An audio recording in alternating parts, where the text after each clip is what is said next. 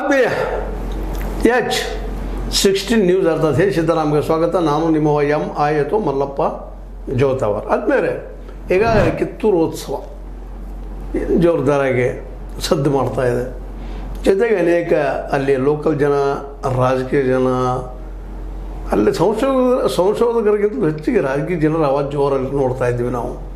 ಜೊತೆಗೆ ಜನ ಅತಿ ಸಹಜದ ಕಿತ್ತೂರು ಬಗ್ಗೆ ಹೆಮ್ಮೆ ಎಲ್ಲರಿಗೂ, ಅದರಲ್ಲೂ ಕಿತ್ತೂರು ಸಂಸ್ಥಾನದಲ್ಲಿ ಪ್ರೀತಿ ಇಟ್ಟಂಥವ್ರು ಮತ್ತು ಇವತ್ತು ಕಿತ್ತೂರಿನಲ್ಲಿ ಹುಟ್ಟಿ ಬೆಳೆದಂಥವ್ರಿಗೆ ಅದರ ಇತಿಹಾಸನ ತಿಳ್ಕೊಳ್ಬೇಕು, ಮಾಡಬೇಕು ಅನ್ನೋ ಕುತೂಹಲ ಇದ್ದೇ ಇರ್ತದೆ. ಯಾಕಂದ್ರೆ ನಮ್ಮಲ್ಲಿ ಏನಪ್ಪ ಇತಿಹಾಸ ಅಂದ್ರೆ ನಾವು ಏನು ಮಾಡ್ಕೊಂಡಿವಿ ಅಂದರೆ ನಮ್ಮ ಭಾರತೀಯ ಒಂದು ವಿಚಾರಧಾರೆ ಗಟ್ಟಿನಲ್ಲ ಇತಿಹಾಸ ಅಂದ್ರೆ ಪುರಾಣಕ್ಕೆ ಅದಕ್ಕೇನು ದೂರಿಲ್ಲಪ್ಪ ಅನ್ನುವಂಥದ್ದು. ಸಪೋಸ್ ಇವತ್ತು ವಚನ ನಮಗೆ ಸಿಗದೆ ಹೋಗಿದ್ರೆ ಬಸವಣ್ಣ ನಮಗೆ ಇವತ್ತು ದೇವರಾಗಿ ಬಿಡ್ತಿದ್ದೆ ಅನ್ನೋದ್ರಲ್ಲಿ ಎರಡು ಮಾತಿಲ್ಲ. ಯಾಕಂದ್ರೆ ಈ ಸತ್ಯಘಟನೆಗಳು ಯಾವಾಗಲೂ ಡಿಫ್ರೆಂಟ್ ಇರುತ್ತೆ. ಸ್ವತಂತ್ರವಾದ ಮೀಡಿಯಾಗೆ ಬೇಕಾಗಿರುವುದು ಸ್ವತಂತ್ರ ಧ್ವನಿ. ಆ ಸ್ವತಂತ್ರ ಧ್ವನಿ ಉಳಿಸಲು ನೀವು ಮಾಡಬೇಕಾದದ್ದು ಇಷ್ಟೇ. ಅದೇನಪ್ಪಾ ಅಂತಂತಂದ್ರೆ ನಿಮ್ಮ ಕೈಲಾದಷ್ಟು ಸಹಾಯ ಈ ಚಾನಲ್ಗೆ ಮಾಡಿ ಹಾಗೂ ನಿಮ್ಮ ಧ್ವನಿಯನ್ನು ಕಾಪಾಡಿಕೊಳ್ಳಿ. ಕಿತ್ತೂರು ಬಗ್ಗೆ ಸಾಕಷ್ಟು ನಮ್ಮ ವಿದ್ವಾಂಸರು ಅನ್ರಿ ಅಥವಾ ಜನಪದ ವಿದ್ವಾಂಸರು ಅನ್ರಿ ಅಥವಾ ಬೇರೆ ಜನ ಅನ್ರಿ ಅಥವಾ ಜನಸಾಮಾನ್ಯರು ಅನ್ರಿ ಭಾಳಷ್ಟು ಮಾತಾಡ್ತಾರೆ. ಅದರಲ್ಲೂ ಕಿತ್ತೂರು ಚೆನ್ನಮ್ಮನಂತೆ ಅವರೊಬ್ಬ ದೈವ ದತ್ತ ವೀರ ಶಕ್ತಿ ಅನ್ನುವಷ್ಟರ ಮಟ್ಟಿಗೆ ಅವ್ರು ಹೋರಾಡಿದರು ಬ್ರಿಟಿಷ್ ವಿರುದ್ಧ ಅನ್ನುವಂಥದ್ದು. ಇನ್ನುಳಿದ ಅನೇಕ ವಿಷಯಗಳ ಬಗ್ಗೆ ನಾವು ಇವತ್ತು ನಮ್ಮದೇ ಅಂತ ಒಂದು ಕಲ್ಪನಾ ಲೋಕದಲ್ಲಿ ವಿಹರಿಸ್ತಾ ಚರ್ಚೆ ಮಾಡ್ತಾ ಇರ್ತೀವಿ. ಅವ್ರು ನಂಬಿದ್ದೀವಿ. ಆ ಎಲ್ಲ ಹಿನ್ನೆಲೆಯಲ್ಲಿ ಇವತ್ತು ಇತಿಹಾಸದ ಕುರಿತಾಗಿ ಅದು ಕಿತ್ತೂರು ಇತಿಹಾಸ, ಜೊತೆಗೆ ನಮ್ಮ ಚೆನ್ನಮ್ಮನ ಇತಿಹಾಸ, ರುದ್ರಮ್ಮನ ಇತಿಹಾಸ, ಅವಳ ಪತಿ ದೇವ ಮಲಸರ್ಜನ ಇತಿಹಾಸ, ಇವರೆಲ್ಲರ ಇತಿಹಾಸವನ್ನು ಸ್ವಲ್ಪ ತಿಳ್ಕೊಳ್ಬೇಕಾಗಿದೆ ವಾಸ್ತವವಾಗಿ ಏನು. ಯಾಕಂದರೆ ನಮ್ಮ ಡಾಕ್ಟರ್ ಅರ್ಜುನ್ ಭಂಗನವರವರು ಇಲ್ಲಿಯ ಒಂದು ಅರ್ಥಶಾಸ್ತ್ರದ ತಜ್ಞರಾಗಿದ್ದರೂ ಸಹ ಇತಿಹಾಸದ ಜೊತೆಗೆ ಸಹ ತಮ್ಮ ಸಂಬಂಧ ಇಟ್ಕೊಂಡ್ಬಂದಂಥವರು. ವಿಶೇಷವಾಗಿ ಇತಿಹಾಸದ ಪುಟಗಳನ್ನು ಹುಡುಕಿ ನೋಡುವಂಥದ್ದು, ಕೆದಕಿ ನೋಡುವಂಥದ್ದು, ಶೋಧನೆ ಮಾಡುವಂಥ ಒಂದು ಮನೋವೃತ್ತಿಯನ್ನು ಬೆಳೆಸ್ಕೊಂಡಂಥವ್ರು. ಇವತ್ತು ಸ್ವಲ್ಪ ಉತ್ತರ ಕರ್ನಾಟಕದಲ್ಲಿ ನಾವು ಹೇಳಬೇಕಪ್ಪ ಅಂತಂದ್ರೆ ವಿಶೇಷವಾಗಿ ಒಂದಿಷ್ಟು ಅಧ್ಯಯನ ಕಡೆ ಓದೋದ್ರ ಕಡೆ ಹೆಚ್ಚು ಲಕ್ಷ್ಯ ಇಟ್ಟಂಥವ್ರು. ರಿಟೈರ್ ಆದಮೇಲೂ ಸಹಿತ ಓದುವಂಥ ಪ್ರವೃತ್ತಿ ಇಟ್ಕೊಂಡವರು. ಇವತ್ತಿಗೂ ರಾಮಾಯಣವನ್ನು, ಅದು ವಾಲ್ಮೀಕಿ ರಾಮಾಯಣವನ್ನು ಓದಿ ಅರ್ಥೈಸಿ ಜನರಿಗೆ ಬಿಡಿಸಿಡುವಂಥ ಕೆಲಸವನ್ನು ಇಲ್ಲಿವರೆಗೆ ಮಾಡಿದಾರೆ ನಮ್ಮವರು. ಆ ಅಂಥ ಒಬ್ಬ ವ್ಯಕ್ತಿಗಳು ಸಿಗೋದು ಅಪರೂಪ. ಅವರು ಇವತ್ತು ಕಿತ್ತೂರಿನ ಸಲುವಾಗಿ, ರಾಣಿ ಚೆನ್ನಮ್ಮನ ಸಲುವಾಗಿ, ಅವರ ಒಂದು ಸಾಧನೆಗಳ ಸಲುವಾಗಿ ತಮಗನಿಸಿದ್ದಿನ ಮಾತುಗಳು, ತಮಗನಿಸಿದ ಸತ್ಯಗಳನ್ನು ಇಲ್ಲಿ ಹೇಳೋ ಪ್ರಯತ್ನ ಮಾಡ್ತಾಯಿದ್ದಾರೆ. ಸರ್ ಸ್ವಾಗತ ಮಗ. ನಮಸ್ಕಾರ ಬಂಧುಗಳೇ, ನಮಸ್ಕಾರ. ನಾವು ಮೊದಲು ಕೇಳುವಂಥದ್ದು ಇಷ್ಟ, ಇವೆಲ್ಲ ಏನು ಇವತ್ತು ಜನಪದರ ರೂಪದಲ್ಲೇ ಮತ್ತು ರೂಪದಲ್ಲಿ ಕಥೆಗಳಿದ್ದಾವೆ. ಆ್ಯಕ್ಚುಲಿ ಅದು ಏನು ಸಂಸ್ಥಾನದ ಬಗ್ಗೆ, ಕಿತ್ತೂರು ಸಂಸ್ಥಾನದ ಬಗ್ಗೆ ನಮ್ಗೆ ತಿಳ್ಕೊಬೇಕಾಗ್ಯದ, ನಮ್ಮ ಜನರಿಗೂ ನಮ್ಮ ವೀಕ್ಷಕರಿಗೂ ತಿಳಿಬೇಕಾಗ್ಯದ. ಕಿತ್ತೂರು ಸಂಸ್ಥಾನ ಸುಮಾರು 239 ವರ್ಷದ ದೀರ್ಘ ಇತಿಹಾಸ ಇದೆ. 12 ತಲೆಮಾರುಗಳು ಹಳೆಯದನ್ನು. ಆದರೆ ಈಗ ಈ ಸಂಭ್ರಮಗಳಲ್ಲಿ ನೋಡೋದು, ಜನ ಮಾತಾಡೋದು, ಈಗಿನ ಒಂದು ಹೆಚ್ಚು ಕಡಿಮೆ ಇತಿಹಾಸದ ವೈಭವೀಕರಣ ನೋಡಬೇಕಾಗಿದ್ರೆ ಕಿತ್ತೂರದ ಇತಿಹಾಸವನ್ನು ಅವರು 1816ರಿಂದ 1831 ಅಂದರೆ ಸಂಗೊಳ್ಳಿ ರಾಯಣ್ಣ ಗಲ್ಲಿಗೇರಿಸೋ ತನಕಕ್ಕೆ ಇಷ್ಟಿಗೆ ಸೀಮಿತ ಮಾಡ್ತಾರೆ. ಇದರಲ್ಲಿನೇ ಸತ್ಯನೂ ಇದೆ, ಅಸತ್ಯನೂ ಇದೆ ಮತ್ತು ಇಲ್ಲಿ ವೈಭವೀಕರಣವೂ ಇದೆ. ಇಲ್ಲಿ ಏನಾಗ್ತಿದೆ ಅಂದರೆ ಯಾವುದೇ ಇತಿಹಾಸವನ್ನು ನಾವು ಸಂಪೂರ್ಣ ತಿಳ್ಕೊಳ್ಬೇಕಾಗಿತ್ತಂದ್ರೆ ನಾವಂತೂ ಸಮಕಾಲೀನವರಲ್ಲ. ಸಮಕಾಲೀನ ಸಾಹಿತ್ಯವನ್ನು ನೋಡಬೇಕಾಗ್ತಿದೆ, ಸಮಕಾಲೀನ ಗುರುತುಗಳನ್ನು ಗುರುತಿಸಬೇಕಾಗ್ತಿದೆ, ಸಮಕಾಲೀನ ಕುರುಹಗಳನ್ನು ನೋಡಬೇಕಾಗ್ತಿದೆ. ಆ ಕುರುಹಗಳ ಆಧಾರದ ಮೇಲೆ ಇತಿಹಾಸವನ್ನು ಕಟ್ತಾರೆ. ಸಾಮಾನ್ಯವಾಗಿ ಈ ಕೈಪೀತಗಳು ಬರ್ತಾವೆ, ಶಿಲಾಶಾಸನಗಳು ಬರ್ತಾವೆ, ಮುಂದೆ ಸಾಂಗತ್ಯಗಳು ಬರ್ತಾವೆ, ಜನಪದ ಕಲೆಗಳು ಬರ್ತಾವೆ. ಇವನ್ನ ತೊಗೊಂಡಾಗ ನಾವು ಅದನ್ನೇ ಸತ್ಯ ಅಂತ ಸಂಶೋಧಕರು ನಂಬೋದಿಲ್ಲ. ತೊಗೊಳ್ತಾರೆ, ಅದನ್ನು ಮತ್ತು ಕ್ರಾಸ್ ಎಕ್ಸಾಮ್ ಮಾಡ್ತಾರೆ. ಅದು ಸಮಕಾಲೀನ ಅಲ್ಲೋ ಅಥವಾ ಸಮಕಾಲೀನ ಇದ್ದರೂ ಕೂಡ ಅದರಲ್ಲಿ ಸತ್ಯ ಏನಿದೆ ಅನ್ನೋಕ್ಕೆ ಇದನ್ನು ಹೊರಗೆ ಹಚ್ಚಲಿಕ್ಕೆ ಹಲವಾರು ಮಾನದಂಡಗಳಿವೆ ಅಲ್ಲೇ ಸಂಶೋಧನೆಯಲ್ಲಿ. ಆ ಮಾನದಂಡಗಳನ್ನು ಉಪಯೋಗಿಸಿ ಸೋಷಿ ತೆಗಿತಾರೆ. ಆದರೆ ಇಲ್ಲಿ ಸೋಷಿ ಬಂದದ್ದು ಆ ಒಬ್ಬ ಸಂಶೋಧನೆಗೆ ಮಾತ್ರ ಸೀಮಿತ ಆಗ್ತದೆ. ಯಾಕಂದ್ರೆ ಅವ ತಾನೇನು ಕಲೆ ಹಾಕಿ ಅಧ್ಯಯನ ಮಾಡಿ ವಿಶ್ಲೇಷಣೆ ಮಾಡಿ ಸತ್ಯವನ್ನು ಹೊರಗೆ ತಂದಿರ್ತಾನಲ್ಲ, ಅದಕ್ಕೆ ಅವನ ಏನು ಮಟೀರಿಯಲ್ ಕಲೆಕ್ಟ್ ಮಾಡಿರ್ತಾನೆ, ಅಧ್ಯಯನ ಮಾಡಿರ್ತಾನೆ, ಅದಕ್ಕೆ ಸೀಮಿತ ಇರ್ತದೆ. ಇನ್ನೊಬ್ಬನು ಅದೇ ವಿಷಯವನ್ನು ತಗೊಂಡು ಅಧ್ಯಯನ ಮಾಡೋ ಕಾಲಕ್ಕೆ ಅವನ ಕಲೆ ಹಾಕಿದ್ದು ಜ್ಞಾನ ಮಾಹಿತಿ ಇವನಕ್ಕಿಂತನೂ ಕಡಿಮೆ ಇರ್ಬೋದು, ಇವಕ್ಕಿಂತನೂ ಜಾಸ್ತಿ ಇರ್ಬೋದು. ಅಲ್ಲಿ ಕೆಲವೊಂದು ವ್ಯತ್ಯಾಸಗಳು ಬರ್ತಾವೆ. ಬಟ್ ಏನಾಗ್ತದೆ, ಇಬ್ಬರು ಬೇರೆ ಬೇರೆ ಏಕಕಾಲಕ್ಕೆ ನಾವು ಅಧ್ಯಯನ ಮಾಡಿದ್ರು ಕೂಡ ಕೆಲವೊಂದು ಕಾಮನ್ ಬಂದುಬಿಡ್ತಾವೆ.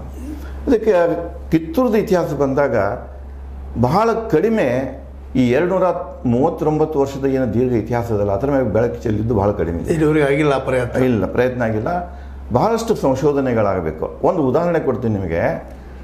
ಅಲ್ಲೇ ಕೆಲವೊಂದು ಡಿಫ್ರೆನ್ಸ್ ಆಫ್ ಒಪಿನಿಯನ್ ಇವೆ. ಏನಿವೆ ಅಂದ್ರೆ, ಕಿತ್ತೂರು ಯಾವಾಗ ಬಂತಪ್ಪ, ಇದು ಕದಂಬರದವಲ್ಲ ಶಿಲಾಶಾಸನದ ನೋಡಬೇಕಾಗಿದ್ರೆ ಇದು ಗೀಜನಹಳ್ಳಿ ಅಂತ ಮೊದಲೇ ಇತ್ತಂತ ಅವ್ರು ಹೇಳ್ತಾರೆ. ಮುಂದೆ ಇದೇನು ಸುಲ್ತಾನರದ್ದೇನು ಶುರು ಆತಲ್ಲ, ಬಿಜಾಪುರ ಸುಲ್ತಾನರದು, ಅವ ಅಸದ್ ಖಾನನ್ನ ಸೈನ್ಯ ತೊಗೊಂಡು ಬರೋ ಕಾಲಕ್ಕೆ ಒಂದಿಬ್ಬರು ಸಹೋದರರು, ಹಿರಿಮಲ್ಲ, ಸಣ್ಣಮಲ್ಲ ಅಥವಾ ಶೆಟ್ಟಿ ಅಂತಾರೆ. ಅವ್ರ ಅಡ್ಡ ಹೆಸರು ಏನೈತಿ ಇನ್ನೂ ಸಂಶೋಧಕರಿಗೇ ಸ್ಪಷ್ಟತೆ ಇಲ್ಲ, ಯಾರು ಒಂದು ಹೆಸರು ಇಡ್ತಾರೆ. ಅವರು ಇವ್ರ ಜೊತೆಗೆ ಬಂದಾಗ ಅಸದ್ ಖಾನ್ ಬೆಳಗಾವಿ ಕೋಟೆಯನ್ನು ಕಟ್ಟಬೇಕಾಗಿತ್ತು. ಅವರಿಗೆ ಆ ಕೋಟೆ ಅದನ್ನು ಕಾಂಟ್ರಾಕ್ಟ್ ತೊಗೊಂಡಿರ್ತಾರೆ. ಈಗಿನ ಭಾಷೆಯಲ್ಲಿ ಹೇಳಬೇಕಾದ್ರೆ ಅಲ್ಲಿ ಮಟೀರಿಯಲ್ ಎಲ್ಲ ಇಟ್ಕೊಂಡು ಮಾಡೋ ಸಲುವಾಗಿ ಆ ಜಾಗವನ್ನು ಕೊಟ್ಟಿರ್ತಾರಂತ. ಹೀಗೆ ಭಾಳಷ್ಟು ಇತಿಹಾಸಕಾರರ ಒಮ್ಮತ್ತಿದೆ. ಹೀಗೆ ಶುರುವಾಗ್ತಿದೆ. ಮುಂದೆ ಅಲ್ಲಿ ಗ್ಯಾಪ್ ಬರ್ತಿದೆ. ಗ್ಯಾಪ್ ಯಾವ ಬರ್ತಿದೆ ಅಂದರೆ, ವಿಜಯನಗರದ ಪತನ ಆದ ನಂತರ ಈಗೇನು ಇದೆಲ್ಲಿ ಇವರು ಬಿಜಾಪುರ ಸುಲ್ತಾನರನ್ನೇ ಎಲ್ಲ ತೊಗೊಂಡಿರ್ತಾರೆ. ಅಲ್ಲಿ ಲಿಂಕ್ ನೋಡಬೇಕಾಗ್ತಿದೆ ನಾವು. ವಿಜಯನಗರ, ಒಂದು ಸೋಂದ ರಾಜ್ಯ, ಇಲ್ಲಿ ಕಿತ್ತೂರು. ಯಾಕಂದರೆ ಅಲ್ಲಿ ದಾಖಲೆಗಳೇನು ಹೇಳ್ತಾವಂದ್ರೆ, ಇದು ವಿಜಯನಗರ ಪತನ ಆದ ನಂತರ ಪಾಳೆಗಾರಿಕೆಯನ್ನು ಚಿತ್ರದುರ್ಗ ಶುರುವಾಗ್ತಿದೆ. ಅಲ್ಲಿ ಮೊದಲೇ ಮಧುಕರಿ ನಾಯಕ್ ಅಂತ ಬರ್ತಾನೆ. ಸೋಂದ ಅರಸರು ಏನಾಗಿರ್ತದೆ ಅಂದರೆ, ವಿಜಯನಗರ ಪತನ ಆದ ನಂತರ ಮೊದಲು ಸೋಂದ ಅರಸರು ಅರಸಪ್ಪ ನಾಯಕ ಸಾಮಂತರಸರಾಗಿದ್ದರು. ಅವರು ಯಾರ್ದಂದರೆ ವಿಜಯನಗರ ಸಾಮ್ರಾಜ್ಯದ. ಪತನ ಆದ ನಂತರ ಅವರು ಯುದ್ಧ ಬೇಡಾಗಿತ್ತದು. ಬೇಡ, ಇವ್ರ ಜೊತೆಗೇ ನಾವು ಹೊಂದಾಣಿಕೆ ಮಾಡ್ಕೊಂಡ್ರೆ ಆತಂತ ಹೇಳಿ ಬಿಜಾಪುರ ಸುಲ್ತಾನರ ಜೊತೆಗೆ ಹೊಂದಾಣಿಕೆ ಮಾಡ್ಕೊಂಡು ತಮ್ಮ ಸ್ಥಿತಿಯನ್ನು ಕಾಪಾಡಿಕೊಂಡು ಹೊಂಟಿರ್ತಾರೆ. ಆವಾಗ ಅವರ ರಾಜ್ಯ ಇಲ್ಲಿ ತನಕ ಇರ್ತಿತ್ತು ಅಂದರೆ ಸಂಪಗಾಮಿವರೆಗೆ. ಅಂದರೆ ಸಂಪಗಾಮಿ ಏನಿಲ್ಲಿ ಮಲ್ಲಪ್ಪ ಮತ್ತು ಇವರು ಬಂದಿರೋ ಸಣ್ಣ ಮಲ್ಲಪ್ಪ ಏನು ಸಂಪಗಾಮಿಯಿಂದನೇ ಮೊದಲು, ಕಿತ್ತೂರಿಗೆ ನಂತರ ಟ್ರಾನ್ಸ್ಫರ್ ಆದದ್ದು ಸಂಪಗಾಮಿನ. ಅದು ಎಲ್ಲನೂ ಸೋಂದ ಅರಸರ ಆಡಳಿತದಲ್ಲಿತ್ತು. ಮೊದಲೇ ಮಧುಕರಿ ನಾಯಕ ಬಂದು ಏನು ಮಾಡ್ತಾನಂದರೆ, ಇದು ಏನು ಸುಲ್ತಾನರದೇನು ಬಿಜಾಪುರ ಸುಲ್ತಾನರ ಎಲ್ಲೆಲ್ಲಿ ವಿಜಯನಗರ ಪತನಗೊಂಡ ನಂತರ ಕಬ್ಜಾ ತೊಗೊಂಡಿದ್ರು ಅಥವಾ ಒಪ್ಪಂದ ಮಾಡ್ಕೊಂಡಿದ್ದಾರಲ್ಲ, ಅವ್ರಿಗೆಲ್ಲ ತಿಳಿ ಹೇಳಿ ಯುದ್ಧದ ಅವಶ್ಯಕತೆ ಇದ್ದಲ್ಲಿ ಯುದ್ಧ ಮಾಡಿ ಅವರನ್ನು ಸ್ವತಂತ್ರ ಮಾಡ್ತಾರೆ. ಎಲ್ಲಿ ಯುದ್ಧದ ಅವಶ್ಯಕತೆ ಇಲ್ಲ ಅಲ್ಲಿ ಅವ್ರನ್ನ ಮನವೊಲಿಸಿಗಸಿ ಸ್ವತಂತ್ರ ಮಾಡ್ತಾರೆ. ಅಂಥದ್ರಾಗ ಒಂದು ಅರಸ ಯಾವುದಂದರೆ ಸೋಂದರಸರ ಕಾಲದಾಗ ಅಲ್ಲಿ ತನಕನೂ ಇದು ಕಿತ್ತೂರ ಯಾರೋ ಸೋಂದರಸರ ಕಡೆ ಇರ್ತಿದೆ. ಮುಂದೆ ಅವ್ರೇನು ಮಾಡ್ತಾರಂದ್ರೆ, ಇದನ್ನು ಕಬ್ಜಾ ತಗೊಂಡ ನಂತರ ಮೊದಲನೇ ಮಧುಕರಿ ನಾಯಕ ಒಬ್ಬ ತನ್ನ ಇವನನ್ನೇ ಅವರಂದರೆ ಎಸ್ ನಾಗನಗೌಡ ಅಂತ ಬರ್ತಾನೆ. ಇಲ್ಲಿ ಶೆಟ್ಟಿ ಹೋಗ್ತಿದ್ದು ನಾಗನಗೌಡ ಅಂತ ಬರ್ತಾನೆ, ಹಿರಿಯ ನಾಗನಗೌಡ, ಕಿರಿಯ ನಾಗನಗೌಡ ಅಂತ ಬರ್ತಾರೆ. ಆ ನಂತರ ಬಿಚ್ಚಗತ್ತಿ ಚೆನ್ನಪ್ಪ ಅಂತ ಬರ್ತಾನೆ. ಇವರು ಎಲ್ಲರೂ ರಿಲೇಟೆಡ್ ಯಾರಿಗಂದ್ರೆ ಇದು ಚಿತ್ರದುರ್ಗದ ಪಾಳೆಗಾರರಿಗೆ ರಿಲೇಟೆಡ್. ಎಲ್ಲಿ ತನಕ ಇರ್ತಾರಂದ್ರೆ ಬಿಚ್ಚಗತ್ತಿ ಬರಪಂಪ ನಾಯಕನ ತನಕ. ಇದಕ್ಕೆ ಇಲ್ಲಿ ಕುರುಹುಗಳು ಸಿಗ್ತಾವೆ. ಏನು ಸಿಗ್ತಾವೆ ಅಂದ್ರೆ, ಇವತ್ತು ನೀವು ಬೆಳಗಾವಿ ಸುತ್ತಮುತ್ತ ಬೆಳಗಾವಿದಾಗ ಹಳ್ಳಿಗಳಲ್ಲಿ ನೋಡಿದ್ರೆ, ಶಹರದಲ್ಲಿ ನೋಡಿದ್ರೆ ಬಿಚ್ಚಗತ್ತಿ ಮನೆತನಗಳು ಇವೆ. ಈ ಬಿಚ್ಚಗತ್ತಿ ಮನೆತನಗಳು ಎಲ್ಲಿವೆ ಅಂದರೆ ಅಲ್ಲಿಂದ ಬಂದದ್ದು. ಈವನ್ ಕಿತ್ತೂರು ಚೆನ್ನಮ್ಮ ಯುದ್ಧ ಕಾಲಕ್ಕೆ ಕಿತ್ತೂರು ಚೆನ್ನಮ್ಮನ ಬಲಗೈ ಬಂಟ್ ಅಂತಲೇ ಕರೀತಾರೆ. ಬಿಚ್ಚಗತ್ತಿ ಚೆನ್ನಬಸಪ್ಪ ಬಿಟ್ಟಗೈ ಚೆನ್ನಮ್ಮನ ಬಲಗೈ ಬಂಟ್ ಅವನು ಹೆಚ್ಚು ಪ್ರಸ್ತಾವ ಆಗೋದಿಲ್ಲ. ಮತ್ತು ಉಳಿದವ್ರದ್ದೆಲ್ಲ ಇದೆ, ಅದೇನು ಅವ್ರದ್ದು ಮಾಡಬೇಕು ಇವ್ರದ್ದು ಮಾಡಬಾರ್ದಂತಿಲ್ಲ. ಯಾವ ರೀತಿ ಚೆನ್ನಮ್ಮಗೆ ಕೆಲವೊಂದು ಮಂದಿ ಬಹಳ ನಿಷ್ಠರಾಗಿರ್ತಾರೆ, ಬಂಟ್ರಂತ ಅನ್ಸ್ಕೊಂಡಿರ್ತಾರೆ. ಆ ಥರ ಒಬ್ಬ ಬಿಚ್ಚಗತ್ತಿ ಚೆನ್ನಬಸಪ್ಪ. ಯಾಕೆ ಹೇಳ್ತಾ ಇದ್ದೇನೆ ಅಂದರೆ, ಬಿಚ್ಚಗತ್ತಿ ಮನೆತನ ಬಂದದ್ದು ಚಿತ್ರದುರ್ಗದಿಂದ. ಅದಕ್ಕೆ ಅಲ್ಲಿ ಏನಾಗ್ತಿದೆ ಅಂದ್ರೆ ಅವನದು ಆಡಳಿತ ಆಗ್ತದೆ. ಎಲ್ಲಿ ತನಕ ಬಿಚ್ಚಗತ್ತಿ ಭರಮಪ್ಪ ನಾಯಕ ಅಂತ ಬರ್ತಾನೆ. ಬಿಚ್ಚಗತ್ತಿ ಭರಮಪ್ಪ ನಾಯಕ ಅಂದರೆ ಸುಮಾರು ಒಂದು 100 ವರ್ಷದೊಳಗೆ ಬರ್ತದೆ. ಅಲ್ಲಿ ಸ್ಥಿರತೆ ಕಂಡು ಬರ್ತದೆ. ಔರಂಗಜೇಬನ ಹಾವಳಿ ಚಾಲು ಆಗ್ತದೆ. ಔರಂಗಜೇಬನ ಹಾಳಿ ಚಾಲು ಆದಾಗ ಇಲ್ಲಿ ಏನು ಮಾಡ್ತಾರೆ ಕಿತ್ತೂರದವರು, ಅವರನ್ನ ಬಿಟ್ಟುಕೊಂಡು ಔರಂಗಜೇಬನ ಜೊತೆಗೆ ಹೊಂದಾಣಿಕೆ ಮಾಡಿಕೊಳ್ತಾರೆ. ಇಲ್ಲಿ ನಾವು ಕಿತ್ತೂರು ಇತಿಹಾಸವನ್ನು ನೋಡಿದ್ರೆ ಬಿಜಾಪುರದವರು ಬರ್ತಾರೆ, ಚಿತ್ರದುರ್ಗದವರು ಬರ್ತಾರೆ, ಮುಂದೆ ಇಲ್ಲಿ ತನಕ ಟಿಪ್ಪು ಸುಲ್ತಾನ್ ತನಕನೂ ಬರ್ತಾರೆ. ಇಲ್ಲಿ ಬ್ರಿಟಿಷರು ಬರ್ತಾರೆ. ಈ ನೋಡಿ ನನಗೆ ನಾನು ಅಧ್ಯಯನ ಮಾಡಿದ್ರೆ ಅದ್ರ ಮ್ಯಾಗ ಒಂದು ಪುಸ್ತಕನೂ ಇದನ್ನು ನಾನು ತಂದೆ, ಒಂದು ಆರ್ಟಿಕಲ್ ಇದೆ, ಸಂಶೋಧನಾ ಆರ್ಟಿಕಲ್. ನನಗೆ ಏನು ಕಂಡು ಬರ್ತಂದ್ರೆ, ಈ ಮೊದಲಿನ ಒಬ್ಬ ಇವನು ಹಿಡ್ಕೊಂಡು ಆಳವನ್ನ ಹಿಡ್ಕೊಂಡು ಕೊನೆ ಮಲ್ಲಸರ್ಜ ದೇಸಾಯಿ ತನಕ, ಶಿವಲಿಂಗ ರುದ್ರನ ಬಗ್ಗೆ ಹೇಳೋದಿಲ್ಲ ನಾನು, ಅವ್ರ ತಂದೆ ತನಕನೂ ಅಂದರೆ 1816 ತನಕನೂ ಅವ್ರದ್ದು ಏಕೈಕ ಗುರಿಯಾಗಿತ್ತು. ಏನಾಗಿತ್ತು ಅಂದರೆ ಕಿತ್ತೂರವನ್ನು ಒಂದು ಸ್ವತಂತ್ರ ರಾಜ್ಯವನ್ನಾಗಿ ಮಾಡಬೇಕನ್ನುವಂಥ ಕನಸು ಕೊನೆ ತನಕನೂ ಅದು ನನಸಾಗುತ್ತೆ, ಇರೋದಿಲ್ಲ. ಯಾಕಂದರೆ ನೋಡ್ರಿ, ಅವರು ಹೈದರಾಲಿ ಜೊತೆಗೆ ಯುದ್ಧ ಮಾಡ್ತಾರೆ, ಪೇಶ್ವೆಯವರ ಜೊತೆಗೆ ಯುದ್ಧ ಮಾಡ್ತಾರೆ, ಕೊನೆಗೆ ಬ್ರಿಟಿಷರ ಜೊತೆಗೆ ಯುದ್ಧ ಮಾಡ್ತಾರೆ. ಬ್ರಿಟಿಷರ ಜೊತೆ ಇದರಲ್ಲಿ ಅವರು ಮರಾಠಗೆ ಹೆಲ್ಪ್ ಮಾಡಿರ್ತಾರೆ. ಎಲ್ಲಿ 3ನೇ ಪಾಣಿಪತ್ ಯುದ್ಧದಲ್ಲಿ ಇವರು ಹೋಗಿ ವೀರಪ್ಪ ನಾಯಕ ಹೋಗಿ ಅಲ್ಲಿ ಯುದ್ಧ ಮಾಡಿರ್ತಾನೆ 3ನೇ ಪಾಣಿಪತ್ ಯುದ್ಧದಲ್ಲಿ. ಇವ್ರು ಎಲ್ಲರೂ ಹೆಲ್ಪ್ ಮಾಡಿರ್ತಾರೆ.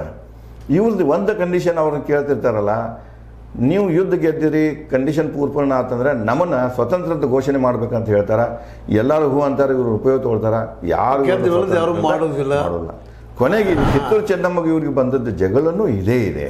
ಸತ್ಯ ಏನಿದೆ ಅಂದರೆ ರೆಕಾರ್ಡೆಡ್ ಇದೆ. 1883 ನೀವು ಗೆಜೆಟಿಯರ್ ತೆಗೆದು ನೋಡ್ರೆ ಸ್ಪಷ್ಟತೆ ಇದೆ ಅಲ್ಲಿ. ಏನಂದರೆ ಕಿತ್ತೂರು ಏನು ಮಾಡ್ತಿದೆ, 3ನೇ ಮಾರಾಟ ಮತ್ತು ಇವ್ರ ಯುದ್ಧ ಆಗ್ತಿರಲಿಲ್ಲ, ಅವ್ರದ್ದು ಬ್ರಿಟಿಷ್ ಯುದ್ಧದಾಗ ಇವ್ರದ್ದು ಸಹಾಯ ಕೇಳಿದಾಗ ಇವರೊಂದು ಕಂಡೀಷನ್ ಹಾಕ್ತಾರೆ. ಅದರ ಪೂರ್ವದಲ್ಲಿ ಇವ್ರು ಪೇಶೆವರ್ಗೆ ಆಗಿರ್ತಾರೆ. ಇವರು ಮುಂದೆ ಏನು ಹೇಳ್ತಾರೆ ಅಂದರೆ, ನಾವು ಅವ್ರು ಸೋಲಿಸಿದ ನಂತರ ಕಿತ್ತೂರು ಸ್ವತಂತ್ರ ನಮ್ಗೆ ಕೊಡಬೇಕು, ಹ್ಞೂ ಅಂತಾರೆ. ಯುದ್ಧ ಆಗ್ತೈತಿ. ಇವ್ರೇನು ತಿಳಿತಾರೆ, ನಾವು ಸ್ವತಂತ್ರ ಅಂತ ಹೇಳ್ಕೊಂಡು ಖುಷಿ ಮಾಡ್ತಿರ್ತಾರೆ. ಅಷ್ಟೊತ್ತಿಗೆ ಮನ್ರೋ ಇಲ್ಲಿ ಬೆಳಗಾವಿನವನು ಅಧಿಕಾರಿ ಒಂದು ಲೆಟ್ರ್ ಕಳಿಸ್ತಾನೆ. ಏನು ಕಳಿಸ್ತಾನೆ ಅಂದರೆ, ನೀವು ಒಂದು ಇದನ್ನು ಹೇಳ್ಕೊಂಡು ಬರಗಾಲ ಹೇಳ್ಕೊಂಡು 2 ವರ್ಷ ಇವರಿಗೆ ಪೇಶೆಯವರಿಗೆ ನೀವು ಕಪ್ಪು ಕೊಟ್ಟಿಲ್ಲ, ಕಪ್ಪು ಅಂದ್ರೆ ಟ್ಯಾಕ್ಸ್ ಕೊಟ್ಟಿಲ್ಲ, ವರ್ಷ ಟ್ಯಾಕ್ಸ್ ಕೊಡ್ತಿದ್ರು, ಸಾಮಂತರಿದ್ರು ಅವರು. 2 ವರ್ಷ ಸಾಮಂತರು ಸ್ವತಂತ್ರ ರಾಜರಾಗಲಿಲ್ಲ, ಅದು ಆಗಬೇಕು ಬೇಕಾಗಿತ್ತು, ಅವರಿಗೆ ಇರಲಿಲ್ಲ, ಕೊನೆಗೂ ಇಡಲಿಲ್ಲ. ಬ್ರಿಟಿಷರಿಂದ ಪೂರ್ತಿಯಾಗಿ ಆದರೂ ಕೂಡ ಬ್ರಿಟಿಷರು ಏನು ಮಾಡಿದ್ರೆ, ನೀವು ನಮ್ಗೆ ಸಹಾಯ ಮಾಡಿದ್ದಕ್ಕಾಗಿ 1,40,000 ರೂಪಾಯಿ ನಮಗೆ ಕೊಡಬೇಕಾಗಿತ್ತು. ಅದ್ರಾಗ ಅದ್ರ ವರ್ಷಕ್ಕೆ 70,000 ರೂಪಾಯಿ ಕಟ್ತಿದ್ರು ಅವರು ಪೇಶೆಯವರಿಗೆ. ಆ 70,000 ನೀವು ಬಿಡ್ತೇವೆ, ಉಳಿದ 70,000 ರೂಪಾಯಿ ನಮಗೆ ಕೊಡಬೇಕಂತ ಹೇಳಿದಾಗ ಇಲ್ಲಿ ಶುರುವಾಗ್ತಿದೆ. ಆ ದತ್ತುಪುತ್ರದ ಬರ್ತಿದೆ. ದತ್ತುಪುತ್ರದ ವಿರೋಧ ಹಾಕಿಲ್ಲ ಬ್ರಿಟಿಷರು, ಅವ್ರು ಒಪ್ಪಿರ್ತಾರೆ. ಇವನ್ ಟ್ಯಾಕ್ರೆ ಸಹಿತ ಫೇವರೇಬಲ್ ರಿಪೋರ್ಟ್ ಕಳಿಸಿರ್ತಾನೆ ಮ್ಯಾಗ. ಆದರೆ ಅವನ ಸಂಶಯ ಏನಿರ್ತದಂದ್ರೆ, ಇವನ ಶಿವಲಿಂಗ ರುದ್ರ ಹೆಂಡತಿ ಸಣ್ಣಾಗಿರ್ತಾಳೆ, ಅವ್ನು ಪದೇ ಇವನ ಗುಡೆ ಬರ್ತಿರ್ತಾನೆ, ಇವನ ಕಡೆ ಮೌಜ ಮಸ್ತಿನೂ ಮಾಡ್ತಿರ್ತಾನೆ. ಭಾಳ ಇಂಟಿಮಸಿ ಇರ್ತೈತಿ ಟ್ಯಾಕ್ರೆಂದು, ಭಾಳ ಇಂಟಿಮಸಿ ಇರ್ತೈತಿ. ಅದಕ್ಕೆ ಅವನು ಸತ್ತಾನ ಅಂತ ಹೇಳ್ಕೊಂಡು ಒಂದು ಪತ್ರ ತೊಗೊಂಡು ಅವ್ರು ಹೋಗಿ ಕೊಟ್ಟಾಗ ಆ ಪತ್ರದ ಸಹಿಯನ್ನು ನೋಡ್ತಾನೋ ಅವನಿಗೆ ಸಂಶಯ ಬರ್ತದೆ. ನಾನು ಸತಾನ ನೋಡ್ತಾನೆ ಬಾ ಅಂತ ಬಂದು ನೋಡಿದಾಗ ಅವ್ನು ಅನ್ನಿಸ್ತಿದೆ. ಆ ಹೆಣ ಮರಣ ಹೊಂದಿರ್ತಾರ, ಆ ಹೆಣ್ಣನ್ನು ಪೂಜೆಗೆ ಇದು ಮಾಡಿ ಅರ್ಜೆ ಮಾಡಿ ಕುಡಿಸಿರ್ತಾರೆ. ಇವ್ರ ನೋಡ್ಕೊಂಡು ಹೇಳ್ತಾನೆ ಅವ, ಇಲ್ಲ ಇವಂದು ಸಹಿ ಅಲ್ಲದ, ನೀವು ಹೆಣದ ಸಹಿ ಮಾಡಿಸಿದ್ರಿ ಅಂತ ಹೇಳಿ ಅವನು ನೋಟಿಸ್ ಕೊಟ್ಟು ಹೋಗ್ತಾನೆ. ಆ ನೋಟಿಸಿಗೆ ಇವ್ರು ಉತ್ತರ ಕೊಡೋದಿಲ್ಲ, ಅವ್ರು ಅಟೆಂಡ್ ಆಗೋದಿಲ್ಲ. ಇವು ಸ್ವಲ್ಪ ಎಮೋನ್ಸ್ಗಳು ಬೆಳಿತಾವ. ನಂತರ ನಾವು ಬಂದು ಇತಿಹಾಸಕಾರರಲ್ಲಿ ಈ ಸಂದರ್ಭದಲ್ಲಿ ಇದು ಸ್ವತಂತ್ರಕ್ಕೆ ಹೋರಾಟ ಮಾಡಿದ್ರು. ಇಲ್ಲ ಪಾಪ ಬಯಸಿದಾರ ಇಲ್ಲ ಅಂತಲ್ಲ, ಸ್ವಂತ ಹೋರಾಟ ಅಂತ ನಾವು ಅನ್ಕೊಂಡು ಹೋಗೋದು ಇಲ್ಲ ಅಂತಲ್ಲ. ನಮ್ಮ ಸಂಸ್ಥಾನಿಕರ ಆಗೋದ್ರಿಂದ ನಾವು ಸ್ವತಂತ್ರ ಆಗ್ಬೇಕಾದ್ರೆ ಮೊದಲಿಂದ ಹೋರಾಟ ಮಾಡ್ಕೊಂಡು ಬಂದಿದ್ದಾರೆ. ಆಗ ಬ್ರಿಟಿಷರಿಂದ ಪ್ರಥಮ ಹೋರಾಟಗಾರರು ಅಂತ ನಾವು ಇವತ್ತು ಅನಾಲಿಸಿಸ್ ಮಾಡ್ತಿರ್ತೀವಿ. ಅದನ್ನು ಜಾನ್ಸನ್ ಲಕ್ಷ್ಮೀಬಾಯಿಗಿಂತ ಪೂರ್ವದಲ್ಲಿ ಆಗಿತ್ತು ಅಂತ ನಾವು ಇವತ್ತು ಮಾಡ್ತೀವಿ. ಆ ಒಂದು ವಿಷಯದಲ್ಲಿ ಇವೆರಡು ಕಂಪೇರ್ ಮಾಡಿದ್ರೆ ನಿಮ್ಗೆ ಏನು ಅನಿಸ್ತದ? ಇಲ್ಲ, ಇಲ್ಲಿ ಒಂದು ಮೂಲ ಪ್ರಶ್ನೆ ಹುಟ್ಟಿದೆ ಜ್ಯೋತಾವರವರೇ. ಸ್ವಾತಂತ್ರ್ಯ ಹೋರಾಟಗಾರರು ಯಾರು? ಇವತ್ತಿನ ತನಕ ಈ ಪ್ರಶ್ನೆಗೆ ಎಲ್ಲಿ ಉತ್ತರ ಇಲ್ಲ. ಸರ್ಕಾರ ಕೂಡ ಒಂದು ಉದಾಹರಣೆ ಹೇಳ್ತೇನೆ. 1947 ಪೂರ್ವದಲ್ಲಿ ಎಲ್ಲೆಲ್ಲಿ ಜೈಲಿನಾಗಿದ್ದರಲ್ಲ ಜನ, ಅವರೆಲ್ಲರನ್ನೂ ಸ್ವಾತಂತ್ರ್ಯ ಹೋರಾಟಗಾರ ಅಂತ ತಿಳ್ಕೊಂಡು ಏನು ಮಾಡಿಬಿಟ್ರು, ಸರ್ಟಿಫೈ ಮಾಡಿಬಿಟ್ರು. ಅಲ್ಲಿ ಏನಾಯ್ತಂದ್ರೆ ಟ್ರೈಬಲ್ ಆ್ಯಕ್ಟ್ನಾಗ, ಅದ ಒಂದು ಎಕ್ಸಾಂಪಲ್ ಹೇಳ್ತೇನೆ.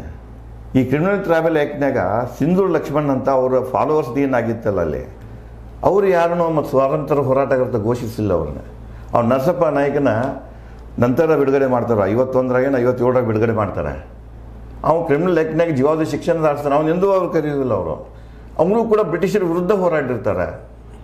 ಇಲ್ಲಿ ಏನು ಬರ್ತಿದೆ ಅಂದರೆ, ಯಾರೇ ಸಂಘಟಿತವಾಗಿ ಬ್ರಿಟಿಷರ ವಿರುದ್ಧ ಹೋರಾಟ ಮಾಡಿದರೆ ಅವರಿಗೆ ನಾವು ಸ್ವಾತಂತ್ರ್ಯ ಹೋರಾಟಗಾರ ಅಂದಾಗ ಭಾಳ ಹಿಂದೆ ಹೋಗ್ಬೇಕು. ನಾವು ಎಲ್ಲಿ ಹೋಗ್ಬೇಕಂದ್ರೆ 1857 ಅಲ್ಲ, 1747 ಇದ್ರದ್ದು ಪ್ಲಾಸ್ಟಿಕ್ ಹೋಗ್ಬೇಕು. ಸಿರಾಜುದ್ದೌಲ ಆಗ್ತಾನಲ್ಲಿ, ಯಾಕಂದ್ರೆ ಬ್ರಿಟಿಷರ ವಿರುದ್ಧ ಹೋರಾಡ್ತಾನೆ.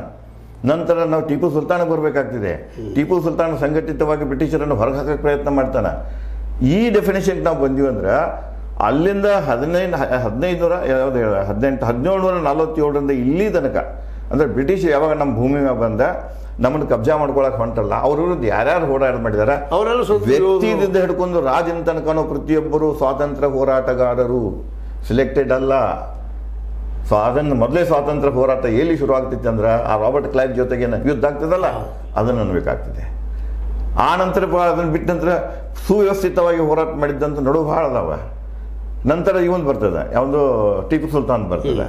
ಅದರ ನಂತರ ಬಹದ್ದೂರ್ ಶಾ ಜಫರು, ಲಕ್ಷ್ಮೀಬಾಯಿ.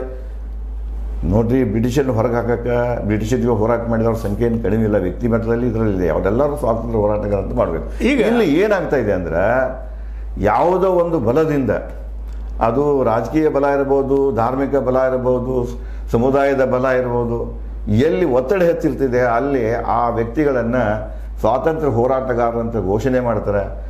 ಇನ್ನೂ ಅವರಷ್ಟನ್ನ ಅವ್ರಿಗಿಂತ ಹೆಚ್ಚು ಸ್ವಾತಂತ್ರ್ಯಕ್ಕಾಗಿ ಹೋರಾಟ ಮಾಡಿದವರು ಎಲ್ಲಿ ಹೆಸರು ಹೇಳಂಗಿಲ್ಲ, ಇದ್ರೂ ಕೂಡ ಹೆಸರನ್ನ ಪುಸ್ತಕ ನಾ ಕೇಳ್ತಾ ಇರೋದು ಈಗ ಚೆನ್ನಮ್ಮ ಥ್ಯಾಕರೆಯನ್ನು ನಡೆದಂಥ ಒಂದು ಇವತ್ತು ನಾವು ದೊಡ್ಡ ಸಮರ, ದೊಡ್ಡ ಯುದ್ಧ, ಈ ರೀತಿಯಾಗಿ ಇವತ್ತು ನಮ್ಮ ಜನಪದ ಕಥೆಗಳಲ್ಲಿ ಅಲ್ಲೆಲ್ಲ ಬಿಂಬಿಸೋದು ನೋಡಿದ್ವಿ ನಾವು. ಅದರ ಬದಲಾಗಿ ವಾಸ್ತವ ಏನದು ಸಂಕ್ಷಿಪ್ತವಾಗಿ ಹೇಳುವಂಥದ್ದು. 1883 ಗೆಜೆಟಿಯರ್ ಇದೆ. ಆ ಗೆಜೆಟಿಯರ್ ಯಾರಂದ್ರೆ ಒಬ್ಬ ಬ್ರಿಟಿಷ್ ಅಧಿಕಾರಿ ಅದನ್ನು ಈ ಯುದ್ಧ ನೋಡಿದ್ದು ಬರೆದದ್ದನ್ನು ಘಟನೆ ಇದೆ. ಜೀವಂತ ಸಾಕ್ಷಿಗೆ ಹೆಂಗೆ ನಾವು ಲೈವ್ ಟೆಲಿಕಾಸ್ಟ್ ಅಂತೀವಲ್ಲ ಆ ಮನೆ. ಆ ಘಟನೆ ಸಿಂಪಲ್ ಹೇಳ್ತಾನೆ. ಏನಂದ್ರೆ ಇಲ್ಲೇನು ನೋಡ್ತಾರಲ್ಲ ಅವರು ಶಿವಲಿಂಗ ರುದ್ರ ಸರ್ಜ ತೀರ್ಕೊಂಡದ್ದನ್ನು ಇವರು ಅರ್ಜಿ ಕೊಟ್ಟದ್ದು, ಇಲ್ಲಿ ಸ್ವಲ್ಪ ಏನೋ ಅವರಿಗೆ ತಪ್ಪುಗಳು ಕಂಡು ಬಂದಾಗ ನೋಟಿಸ್ ಕೊಡ್ತಾನೆ. ಚೆನ್ನಮ್ಮಾಜಿ ಅವರಿಗೆ ಅಟೆಂಡ್ ಆಗೋದಿಲ್ಲ. ಅವಾಗ ಅವನು ಬಂದು ಏನು ಮಾಡ್ತಾನಂದ್ರೆ ಒಬ್ಬ ಅಧಿಕಾರಿಯನ್ನು ನೇಮಿಸ್ತಾನೆ, ಆಡಳಿತ ಅಧಿಕಾರಿಯನ್ನು ನೇಮಿಸ್ತಾನೆ. ಅವ್ರದ್ದು ಬೊಕ್ಕಸದ ಮ್ಯಾಗ ನಿಯಂತ್ರಣ ನಿಲ್ಲಿಸ್ತಾನೆ. ಅವ್ರ ಖರ್ಚುಗಳು, ರಾಜ್ಯ ಅಂತ ಖರ್ಚುಗಳು, ರಾಜ್ಯ ನಡೆಸೋ ಖರ್ಚುಗಳನ್ನೆಲ್ಲ ಅವ್ರ ತರೋ ಇವರಿಗೆ ಬೇಕಾದಂಗೆ ಸಿಗೋದಿಲ್ಲ. ಇವರಿಗೆ ನಾವು ಆರ್ಥಿಕ ಸ್ವಾತಂತ್ರ್ಯ ಹೋಯ್ತಾರೆ. ಅವ ನೇಮಿಸಿ ಹೋದ ನಂತರ ಇವ್ರೇನು ಮಾಡ್ತಾರೆ, ಆ ಮನುಷ್ಯನನ್ನು ಎಕ್ಸ್ಪೆಲ್ ಮಾಡ್ತಾರೆ, ಹೊರಗೆ ಹಾಕಿ ತಮ್ಮ ನಡೆಸ್ತಾರೆ. ಅದು ಸುದ್ದಿ ಮುಟ್ತದ ಅವನಿಗೆ. ಮುಟ್ಟು ಕಾಲಕ್ಕೆ ಅವನೇನು ಮಾಡ್ತಾನಂದ್ರೆ ಒಂದು 20 ಮಂದಿ ಸೈನಿಕರನ್ನು ತೊಗೊಂಡು ಕರ್ಕೊಂಡು ಬರ್ತಾನೆ. ಕರ್ಕೊಂಡು ಬಂತಾನ. ಇವ ಬರೋ ಸುದ್ದಿ ಗೊತ್ತಾಗ್ತಿದೆ. ಇವೇನು ನೇಮಿಸಿರ್ತಾನಲ್ಲ ಆ ಮನುಷ್ಯ, ಆ ರೆಕಾರ್ಡ್ ಪ್ರಕಾರ ಹೇಳ್ತೀನಿ ಅವನು, ಕೋಟಿ ಹೊರಗಿರ್ತಾನೆ, ಕೋಟಿ ಬಾಗಿಲು ಹೊರಗಿರ್ತಾನೆ, ಕೋಟಿ ಬಾಗಿಲ ಹಾಕಿರ್ತಾರೆ. ಇವನು ಬಂದೇನು ಹೇಳ್ತಾನೆ, ಇಲ್ಲ ನಾ ಎಂಕ್ವೈರಿಗೆ ಬಂದೇನೋ, ನೀವು ಕೋಟಿ ಬಾಗಿಲ ತೆಗೀರಿ ಅಂದಾಗ ತೆಗೆದಿಲ್ಲ ಅವ್ರು. ಅವಾಗ ಏನು ಹೇಳ್ತಾನೆ, 20 ನಿಮಿಷ ಟೈಮ್ ಕೊಡ್ತಾನೆ. ಇಲ್ಲಂದ್ರೆ ಒಬ್ಬ 3 ಅಧಿಕಾರಿಗಳು ಹೇಳ್ತಾನೆ, ಒಂದು ಪಿರಂಗಿಯನ್ನು ರೆಡಿ ಮಾಡಿ ಕೋಟೆ ಬಾಗಿಲನ್ನು ಹೊಡ್ರಿ ಅಂಥೇಳಿ 20 ನಿಮಿಷದ ಅವಕಾಶ ಕೊಡ್ತಾನೆ ಅಂತ ಏನು ಇದು ಮಾತಾಡ್ತಿರ್ತಾನೆ. ಅಷ್ಟೊತ್ತಿಗೆ ಏನಾಗ್ತದೆ, ಕೋಟೆ ಬಾಗಿಲು ಧಡಲ್ಲ ಅಂತ ಬಿಚ್ಚುತ್ತದೆ. ಅಂದರೆ ತೆಗಿತಾರೆ. ತೆಗೆದು ಒಮ್ಮೆಲೆ ಒಳಗಿನಿಂದ ಹೊರಗೆ ಸೈನ್ ಬರ್ತದೆ. ಅಲ್ಲಿಂದ ಒಂದು ಗುಂಡು ಬರೆದ ಪ್ರಕಾರ ಹೇಳ್ತಾನೆ ತೂರಿ ಬಂದು ಇವನು ಎದಿಗೆ ಬಡಿತದೆ. ಯಾರ್ಯಾರು ತ್ಯಾಕರೇಲಿ ಎದಿಗೆ ಬಡಿದ ಕೂಡಲೇ ಅವನು ಅಂಗತ್ತು ಬೀಳ್ತಾನೆ. ಒಂದು 3-4 ಮಂದಿ ಮ್ಯಾಗ ಜಿಗಿದು ಕೂತವ್ರು ಅವನು ಚಂಡ ಕತ್ತರಿಸ್ತಾರೆ, ರುಂಡ ತೆಗೆದು ಬಿಡ್ತಾರೆ. ಇದು ತ್ಯಾಕರಿ ವದನ ಹೆಂಗೆ ಆತ ಅನ್ನೋದು ನಾವು ಅಲ್ಲಿ ಬರೀತಾನೆ. ಮುಂದೆ ಇಬ್ಬರನ್ನ ಬಂದಿ ಮಾಡಿ ಇಟ್ಕೊಳ್ತಾರೆ.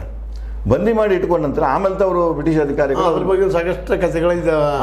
ಆದ್ರೆ ಬ್ರಿಟಿಷ್ ಅವ್ರು ಗೌರವ ಕೊಟ್ಟರು, ಮಾಡಿದ್ರು, ಹೆಣ್ಮಕ್ಳಿಗೆ ಆಯಿತು, ಮತ್ತೇನಾಯಿತು ಅಂದ್ರೆ ವಿವರಣೆಗಳು ಬರ್ತಾವೆ. ಭಾಳ ಚೆನ್ನಾಗಿ ಇಟ್ಕೊಂಡಿದ್ರು ಇವರು ಅಂತೆಲ್ಲ ಯುದ್ಧದಲ್ಲಿ. ಇವನ ಜೊತೆಗೆ ಚಲೋ ಇತ್ತು ಇವ್ರದ್ದು, ಚಾಪ್ಲಿನ್ ಜೊತೆಗೆ ಚಲೋ ಇತ್ತು ಇವ್ರದ್ದು. ಚಾಪ್ಲಿನ್ ಜೊತೆಗೆ ಚಲೋ ಇತ್ತು. ಮುಂದೆ ಏನಾಗ್ತಿದೆ ಅಂದ್ರೆ ಅಲ್ಲಿಯೂ ಕೂಡ ಅವಕಾಶ ಕೊಡ್ತಾರೋ ಅವರು, ಇವರಿಗೆ ಕೊಡ್ತಾರೋ, ಮತ್ತು ಹೊಂದಾಣಿಕೆ ಆಗೋದಿಲ್ಲ. ಕಡೆಗೆ ಸರೆಂಡರ್ ಆಗಿ ಹೇಳ್ತಾರೋ ಆಗೋದಿಲ್ಲ. ಡಿಸೆಂಬರ್ 2 ತಾರೀಕಿಗೆ ಒಂದು 5,000 ಸೈನ್ಯ ತರ್ತಾರೆ, ಸುತ್ತ ಹೊರ್ಯಾಕೆ ಹಚ್ತಾರೆ, ಪಿರಂಗಿಗಳನ್ನು ತಂದಿರ್ತಾರೆ. ಇದೇ ಪ್ರಕಾರ ಎಚ್ಚರಿಕೆ ಕೊಡುವುದಿಲ್ಲ. ಒಮ್ಮೆಲೆ ಡಿಸೆಂಬರ್ 2ಕ್ಕೆ ಅವರು ಯುದ್ಧ ಘೋಷಣೆ ಮಾಡ್ತಾರೆ. ಈ ಡಿಸೆಂಬರ್ 2ರಿಂದ ಡಿಸೆಂಬರ್ 5, 2, 3, 4, 5 ಘನಘೋರ 4 ದಿವಸ ಘನಘೋರ ಯುದ್ಧ ಆಗ್ತಿದೆ. ಆ ಯುದ್ಧದಲ್ಲಿ ಏನಾಗ್ತದೆ, ಡಿಸೆಂಬರ್ 5ನೇ ತಾರೀಕಿಗೆ ರಾಣಿಜಿ, ಕಿತ್ತೂರು ಚೆನ್ನಮ್ಮ ರಾಣಿಜಿಯನ್ನು ಬಂಧನ ಮಾಡ್ತಾರೆ. ಬಂಧನ ಮಾಡಿದ ತಕ್ಷಣ ಇತ್ತು. ಅದೇ ವೇಳೆಯಲ್ಲಿ ಮತ್ತು 20 ಜನ ಆಕಿ ಬಲಗೈ ಬಂಟರನ್ನು ಅವರು ಸೆರೆ ಹಿಡಿದಿರ್ತಾರೆ. ಅದರಾಗ ಸಂಗೊಳ್ಳಿ ರಾಯಣ್ಣನು ಒಬ್ಬ. ಇವರೇನು ಮಾಡ್ತಾರೆ ಅಂದರೆ ಕೆಲವೊಂದು ಮಂದಿಗೆ ವಾರ್ನಿಂಗ್ ಕೊಟ್ಟ, ಎಚ್ಚರಿಕೆ ಕೊಟ್ಟ ಅವ್ರನ್ನೆಲ್ಲ ಬಿಡುಗಡೆ ಮಾಡ್ತಾರೆ. ಆದರೆ ಚೆನ್ನಮ್ಮಾಜಿಯನ್ನು ಮಾತ್ರ ಅವರು ಏನು ಮಾಡ್ತಾರೆ, ಬಯಲು ಹಂಗೆಲ್ಲ ಸೆರೆಮನೆಯಲ್ಲಿ ಇಡ್ತಾರೆ, ಅಲ್ಲೇ ಅವ್ರ ಕೊನೆ ಉಸಿರು ಬಿಡ್ತಾರೆ. ಆ ಮಾತು ಒಟ್ಟಾರೆಯಾಗಿ ನೀವು ಹೇಳುವಂಥದ್ದು ಇವತ್ತು ಜನಪದ ಗೀತೆಗಳಲ್ಲಿ ಇನ್ನುಳಿದ ಒಂದು ಎಕ್ಸಾಗ್ರೇಷನ್ ಮಾಡಿ ವೈಭವೀಕರಣ ಮಾಡಿ ಹೇಳುವಂಥ ವಿಷಯಕ್ಕಿಂತ ಸರಳವಾಗಿ ನಡೆದಿದ್ದು ಇಷ್ಟು ಅಂತ ನಿಮ್ಮ ಅಭಿಪ್ರಾಯ? ಇಷ್ಟ. ಯಾಕೆ ರೆಕಾರ್ಡೆಡ್ ಐತಿ ಇದು ಯಾರೆಲ್ಲ ಓದ್ಬೋದು, ನಾನು ಅಷ್ಟೇ ಅಲ್ಲ, ಯಾರೆಲ್ಲ ಓದ್ಬೋದು. ಮೊದಲು ಇಂಗ್ಲೀಷ್ನಾಗ ಇತ್ತು, ಈಗ ಅದು ಕನ್ನಡದಾಗ ಹೋಗಿದೆ. ಇನ್ನು ಕೆಲವೊಂದು ಜನ ಇದ್ದಾರೆ ಬ್ರಿಟಿಷರು ತಮ್ಮಂತೆ ರೆಕಾರ್ಡ್ ಮಾಡ್ಕೊಂಡಾರ ಅಂತ ಹೇಳ್ತಾರೆ. ಹಂಗಿತ್ತಂದ್ರೆ ಆ ಸಮಕಾಲೀನ ಇವ್ರದ್ದು ಏನಾದರೂ ರೆಕಾರ್ಡ್ಗಳಿದ್ರೆ ಅವ್ನು ಹೇಳಬೇಕು. ಇಲ್ಲಿ ಜನಪದದಲ್ಲಿ ಏನಾಗ್ತಿದೆ, ವೈಭವೀಕರಣ ಬರ್ತಿದೆ. ಇಲ್ಲಿ ಜನಪದದಲ್ಲಿ ವೈಭವೀಕರಣ ಬರ್ತಿದೆ. ಮುಂದೆ ಅಲ್ಲಿ ಒಂದೊಂದು ಸಲ ಪಕ್ಷಪಾತನೂ ಬರ್ತಿದೆ. ಇಲ್ಲಿ ನಾವು ಸಂಶೋಧನೆ ಮಾಡಬೇಕಾಗಿದ್ರೆ ಬಹಳ ನಿಷ್ಪಕ್ಷಪಾತದಿಂದ ಮಾಡಬೇಕಾಗಿದೆ. ಸ್ವತಂತ್ರವಾದ ಮೀಡಿಯಾಗೆ ಬೇಕಾಗಿರುವುದು ಸ್ವತಂತ್ರ ಧ್ವನಿ. ಆ ಸ್ವತಂತ್ರ ಧ್ವನಿ ಉಳಿಸಲು ನೀವು ಮಾಡಬೇಕಾದದ್ದು ಇಷ್ಟೇ. ಅದೇನಪ್ಪಾ ಅಂತಂತಂದ್ರೆ ನಿಮ್ಮ ಕೈಲಾದಷ್ಟು ಸಹಾಯ ಈ ಚಾನಲ್ಗೆ ಮಾಡಿ ಹಾಗೂ ನಿಮ್ಮ ಧ್ವನಿಯನ್ನು ಕಾಪಾಡಿಕೊಳ್ಳಿ. ಇದು ನಡೆದದ್ದು ಒಂದು ಇದು. ಅದಕ್ಕೆ ಕಿತ್ತೂರಿನ ಬರೀ ಸೀಮಿತ ಅದಕ್ಕೆ ಮಾಡ್ತಾರಲ್ಲ, 1816 ಯಾಕಂತ ಹೇಳಿದ್ರೆ 1816 ಅಲ್ಲಿ ತನಕ ಇಷ್ಟು ಪವರ್ಫುಲ್ ಇತಿಹಾಸ ಅದಲ್ಲ ಥರದ್ದು. ಆ ಇತಿಹಾಸ ಕಡೆ ಬೆಳಕನ್ನು ಚೆಲ್ಲಿಲ್ಲ ಇವ್ರು ಯಾರು. ಅಲ್ಲಿ ಇವು ಬರ್ತಾ ಅವರ ನಿರಂತರವಾಗಿ ಹೇಳೋದು ನೋಡಿದ್ರಾಗ ನಿರಂತರವಾಗಿ ಈ ಕಿತ್ತೂರ ವಂಶಸ್ಥರು, ಆ ಸಂಸ್ಥಾನದ ವಂಶಸ್ಥರು ನಾವು ಸ್ವಾತಂತ್ರ್ಯ ಪಡ್ಕೋಬೇಕು ಅಂತೇಳಿ ಪೇಶ್ವೆಯವ್ರ ಜೊತೆ ಆಗಿರ್ಬೋದು, ರಾಜರ ಜೊತೆ ಆಗಿರ್ಬೋದು ಹೋರಾಟ ಮಾಡಕ್ಕೆ ಕೊನೆಗೆ ಬ್ರಿಟಿಷರು ಹೋರಾಟದಲ್ಲಿ ಏನಾಗಿ ಬಿಡ್ತಪ್ಪ ಅಂತಂದು ಸ್ವತಂತ್ರ ಹೋರಾಟ ನಮಗೆ ಕಾಣುವಂಗಾಯಿತು. ಬಟ್ ಆ್ಯಕ್ಚುಲಿ ಅವ್ರು ಸ್ವತಂತ್ರ ಹೋರಾಟ ಬಯಸ್ತು ಸತ್ಯನ, ಅದು ತ್ಯಾಕರೆ ಅವ್ರು ಹೊಡೆದು ಸತ್ಯನ, ಇದು ಸುಳ್ಳು ಅಂತಲ್ಲ. ಆದ್ರೆ ಇಲ್ಲಿ ಎಕ್ಸಾಗ್ರೇಷನ್ ಮಾಡಿ ಹೇಳುವಂಥದ್ದು ಇಲ್ಲ ಅನ್ನುವಂಥದ್ದು ನೀವು ಅದು ಏನು ಅಂತೀರಿ, ಇಡೀ ಇತಿಹಾಸವನ್ನು ವಂಚನೆ ಮಾಡಿದಂಗೆ ಆಗ್ತಿದೆ, ಹತ್ತಿಕ್ಕಿದಂಗೆ ಆಗ್ತಿದೆ. ಅದು ಆಗಬಾರ್ದು. ಇತಿಹಾಸ ಯಥಾವತ್ತಾಗೇ ಹೇಳಬೇಕು. ಅದನ್ನೇ ಏನಾಗ್ತಿದೆ, ಬಹಳಷ್ಟು ಮ್ಯಾಗ್ನಿಫೈ ಮಾಡಿದ್ರೆ ಸತ್ಯ ಗೌನಾಗಿ ಹೋಗ್ತಿದೆ. ಈಗ ಏನಾಗ್ತಿದೆ ಅಂದರೆ ಸತ್ಯ ಗೌನ್ ಮಾಡ್ತಾ ಹೊಂಟಾರ ಇಷ್ಟೇ. ಆದಮೇಲೆ ಇಲ್ಲಿವರೆಗೆ ನಮ್ಮ ಡಾಕ್ಟರ್ ಅರ್ಜುನ್ ಪಂಗಣ್ಣವ್ರು ಸರ್ ಅವರು ತಾವು ಓದಿದ ಸಂಶೋಧಿಸಿದ ನೆಲಗಟ್ಟಿನಲ್ಲೇ ವಾಸ್ತವ ನೆಲಗಟ್ಟಿನ ಮೇಲೆ ನಮ್ಮ ವಿಚಾರಗಳನ್ನು ಅಭಿವ್ಯಕ್ತಪಡಿಸಿದ್ದಾರೆ. ಸ್ವತಃ ಅವರು ಒಪ್ಕೊಳ್ತಾರೆ ಆ ಮಾತನ್ನು. ಇದು ಅವ್ರ ರೆಕಾರ್ಡ್ ಪ್ರಕಾರ ಹೇಳ್ತಾ ಇದ್ದೀನಿ ಅನ್ನೋ ಮಾತನ್ನು, ಇದು ನನ್ನ ಮಾತಲ್ಲ ಅವ್ರ ಮಾತು ಅನ್ನುವಂಥದ್ದು. ಇದರಿಂದ ಕೆಲವೊಮ್ಮೆ ತಪ್ಪು ಅಭಿಪ್ರಾಯಗಳು ಮೂಡ್ಬೋದು, ಆ ಮಾತು ಬೇರೆ. ಆದರೆ ವಾಸ್ತವವಾಗಿ ನಡೆದಂತ ಅನ್ನೋದನ್ನು ನಾವು ಒಪ್ಕೊಳ್ತಾ, ಜೊತೆಗೆ ಇನ್ನುಳಿದವರು ತಮಗೆ ಬೇಕಾದಾಗ ಏನೋ ಎಕ್ಸಾಗ್ರೇಷನ್ ಮಾಡಿ ಹೋರಾಟಗಾರ ಅಂತ ಹೇಳಿ ದೂಡದಾಗ ಹೇಳಿರ್ಬೋದಿಲ್ಲ ಅಂತಲ್ಲ, ಮತ್ತು ಹೇಳಲೇಬೇಕಾದಂಥದ್ದು ಅವ್ರು ಹೋರಾಟಕ್ಕಾಗಿ ನಿರಂತರ ಮಾಡಿದ್ದಾರೆ. ಸ್ವತಂತ್ರವಾಗಿ ನಾವು ಸಂಸ್ಥೆ ಮಾಡ್ಕೋಬೇಕು, ದೊಡ್ಡ ರಾಜ್ಯ ಮಾಡಬೇಕು, ಸಾಮ್ರಾಜ್ಯ ಕಟ್ಟಬೇಕು ಅನ್ನೋದು ಯಾರಿಗೆ ಆಸೆ ಇಲ್ಲ.